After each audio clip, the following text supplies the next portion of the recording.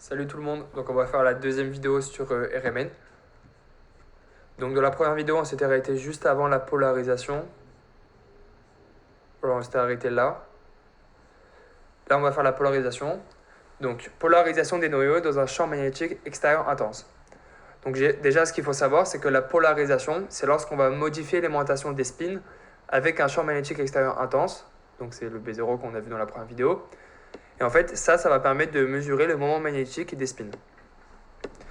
Donc avant la polarisation, donc en fait cette partie ça va être avant la polarisation, on nous dit que le moment magnétique d'un noyau n'est pas directement mesurable. Il s'oriente aléatoirement dans l'espace et dans le temps. Donc en fait ça c'est le petit schéma qui montre cette partie. Donc en fait on nous dit que déjà les flèches noires elles correspondent au spin. Donc en fait là c'est un spin et on peut voir que il y a une flèche opposée à celle-là, donc c'est un autre spin. Et en fait cette flèche, ce spin, il annule ce spin-là. Pareil, ce spin, il est annulé par celui-là. Celui-là, il est annulé par celui-là, et pareil pour cela. Donc en fait, c'est pour ça qu'on nous dit que lorsqu'il n'y a pas de champ magnétique extérieur intense, on ne pourra pas mesurer le moment magnétique parce qu'il va être égal à 0. Donc c'est pour ça qu'on dit qu'il y a une répartition aléatoire de l'ensemble des spins et que l'aimantation globale est nulle.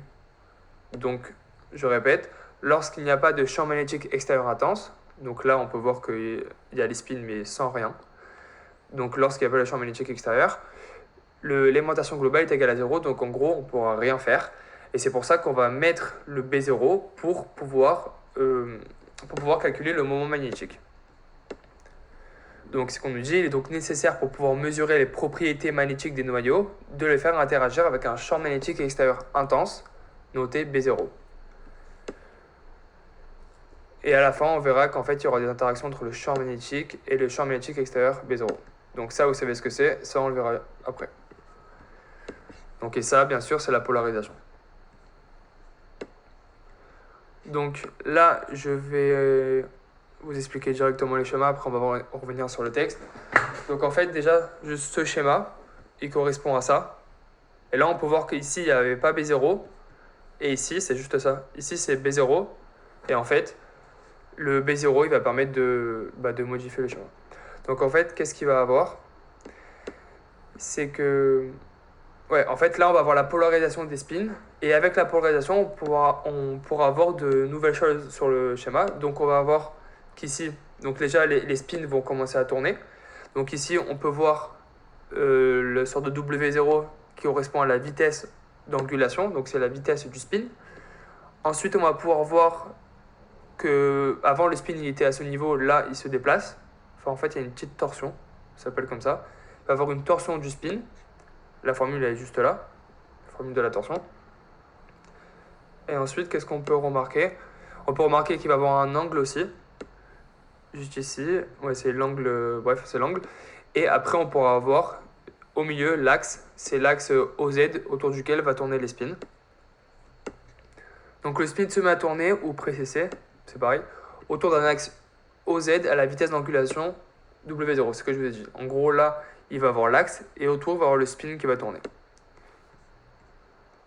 Donc, sous l'effet du couple de torsion, le spin se met à tourner ou à précesser autour d'un angle O0 à la vitesse. Ok, c'est ce qu'on a vu. Donc, il faut bien comprendre qu'en fait, c'est les mêmes schémas, sauf que là, on va avoir le champ magnétique extérieur intense qui va venir tout chambouler. La formule de la torsion, elle est importante. Donc ensuite, là, on a deux formules super importantes aussi.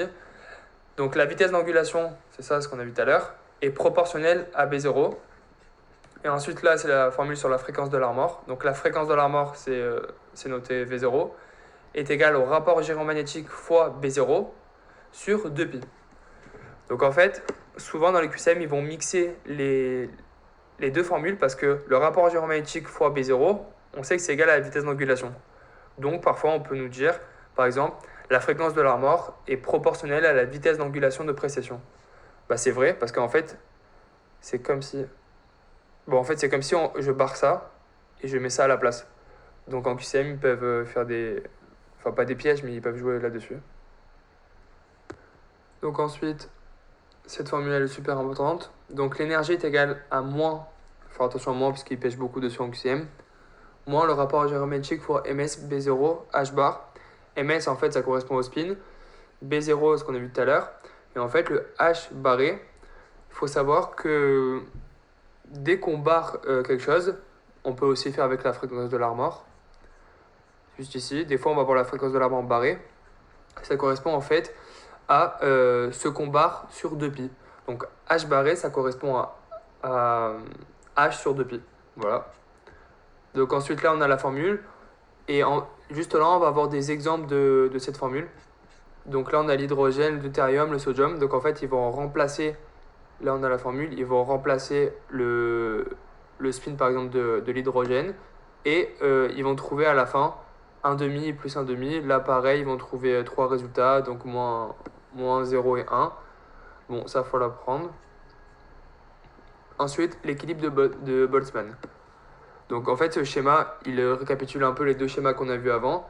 Donc là celui-là c'était la répartition aléatoire, donc c'était le premier schéma, c'était celui-là.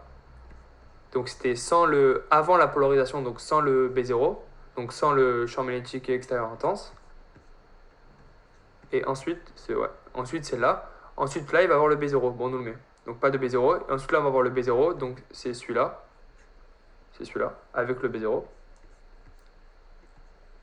Donc en fait, là, il va y avoir une levée de dégénérescence des niveaux d'énergie. Donc en fait, il faut savoir que là, on voit qu'il y a plusieurs niveaux d'énergie. Ici, il y a l'état instable qu'on verra tout à l'heure. Ici, il y a l'état stable. Et ici, bah, il y a l'état quand il n'y a pas de B0. Donc, c'est au niveau 0 juste ici. Donc là, en fait, il va y avoir une dégénérescence. C'est-à-dire, dégénérescence, en fait, c'est lorsque tous les spins sont au même niveau. Et lorsqu'on va mettre le B0, il va y avoir une levée de dégénérescence. Donc en fait, les spins ne vont plus être au même niveau des niveaux d'énergie parce que on va mettre le B0. Donc là, certains sont sur l'état stable. Donc avec le B0, il va y avoir des spins à l'état stable, c'est en bas. Et d'autres seront sur l'état instable juste en haut. Et en fait, on peut remarquer qu'ici, il va y avoir 5 spins en bas. Et ici, à l'état stable, et il va y avoir 4 spins à l'état instable. Et en fait, cette différence, elle est super importante parce que c'est grâce à ça qu'on pourra avoir un signal RMN, c'est ce qu'on nous dit ici. Cette différence donc, entre l'état stable et l'état instable va permettre d'obtenir un signal RMN. Donc là, en fait, on va avoir l'équipe de Boltzmann, donc c'est exactement tout à l'heure, on va avoir la formule. N bêta, ça correspond à l'état instable, donc c'est ici. N bêta, ici on aura N alpha. Donc N alpha à l'état stable, N bêta à l'état instable. Donc delta E, bon, c'est en énergie, il faut faire attention aux unités. Donc l'énergie c'est en joules, la constante de Planck c'est joules sur Kelvin, pardon, et la température c'est en Kelvin. Donc en fait, ce qu'on a dit tout à l'heure, c'est que le but c'est d'avoir une grande différence entre l'état stable et l'état instable pour pouvoir avoir un signal RMN. Donc en fait, ici, il se pose la question, que faut-il faire pour augmenter cette surpopulation, pour augmenter le signal? Donc on est d'accord qu'en fait, nous, notre but, c'est d'augmenter la différence entre l'état instable et l'état stable. Donc notre but, ça va être que le résultat de ça soit le plus grand possible. Donc qu'est-ce qu'il faudra faire? Il faudra augmenter delta E, ici, et il faudra diminuer la constante de Boltzmann juste ici, et la température. Donc en fait, c'est ce qu'on va nous dire juste ici. Donc pour l'augmenter, on va augmenter B0. Donc là, bon, il n'y a pas B0 dans la formule, mais en fait, on sait que delta E, voilà, c'est juste là. Delta E est égal au rapport géomagnétique B0 fois H bar. Donc si on augmente B0, on va automatiquement augmenter delta E. Donc ça va augmenter. Il faut la différence d'autant plus grande que la température est faible, parce que la température est juste là. Donc il faut baisser la température. Sauf que si on le fait en médecine, donc si on le fait sur des patients, bien sûr, on ne pourra pas mettre un patient à moins 4 degrés. Donc, en médecine, on pourra pas, il y aura des limites.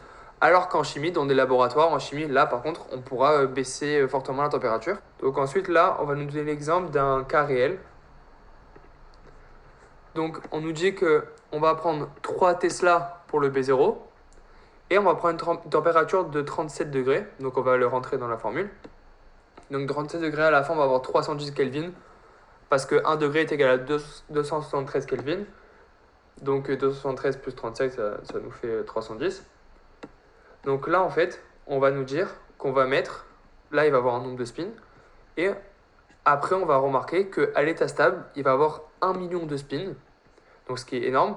Donc on peut se dire qu'en fait, si on met 1 million de spins à l'état stable, on va avoir une grande différence entre l'état stable et l'état instable, et c'est ce qu'il nous faut parce que la différence entre l'état stable et l'état instable nous permet d'obtenir un signal RMN.